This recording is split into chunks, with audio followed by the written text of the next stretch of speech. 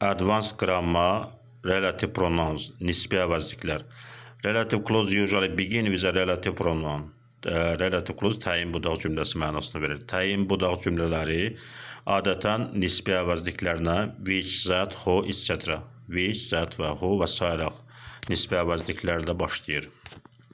However, we can sometimes omit the relative pronoun. Bəzən biz nisbi əvəzliyi buraxa da bilərik, yəni deməyə də bilərik. Cümləyə baxaq, we went to a beach, which və yaxud that Ali had recommended to us. He has a relative pronoun refers to a beach and subject of the relative clause is Ali.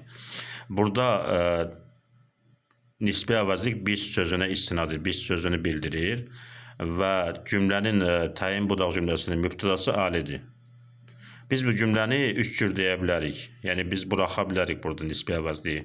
We went to a beach which Ali had recommended to us deyə bilərik. We went to a beach that Ali had recommended to us. Və yaxud deyə bilərik ki, we went to a beach Ali had recommended to us. Buraxa da bilərik nisbi əvəzliyi. Amma ikinci cümlədə, müqayisə edək, ikinci cümlədə biz nisbi əvəzliyi buraxa bilmərik. I know a man who ran in the New York Marathon last year.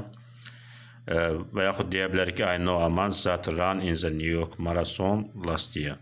Burada I know a man ran in the New York Marathon last year deyə bilmərək. Niyə deyə bilmərək? Where the relative pronoun refers to a man. And the subject of the relative clause is also a man. In this case, the relative pronoun can't be omitted. Burada təyin budaq cümləsinin mübtədasıdır, mən sözüdür. Nisbi əvəzlikdə həmçinin məni bildirir. Ona görə də biz burada nisbi əvəzliyi buraxa bilmərik.